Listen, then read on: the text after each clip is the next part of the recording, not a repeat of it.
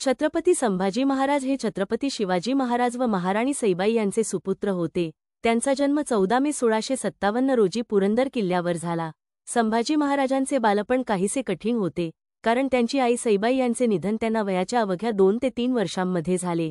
त्यांचे पालनपोषण त्यांच्या आजी जिजाबाई यांनी केले। लहानपणापासूनच संभाजी महाराजांना उत्कृष्ट शिक्षण मिळाले। त्यांच्यावर जिजाबाईंचा मोठा प्रभाव पडला।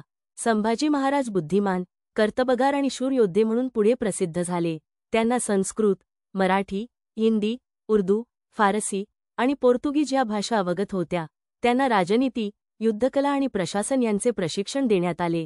लहान वयातच त्यांना शस्त्रविद्या, घोडेस्वारी, तलवारबाजी आणि सैन्यनीतीचे प्रशिक्षण दिले गेले। त्यांना राजकीय मुत्सद्देगिरी, कुशल सेनापतीपद आणि स्वराज्याचे संरक्षण करण्याचे धडे देण्यात आले। त्यांनी विविध धर्मग्रंथ, महाकाव्य आणि शास्त्रांचे अध्ययन केले। त्यांच्यावर संस्कृत ग्रंथांचा प्रभाव होता आणि त्यांनी बुद्धभूषण नावाचा संस्कृत ग्रंथ लिहिला होता।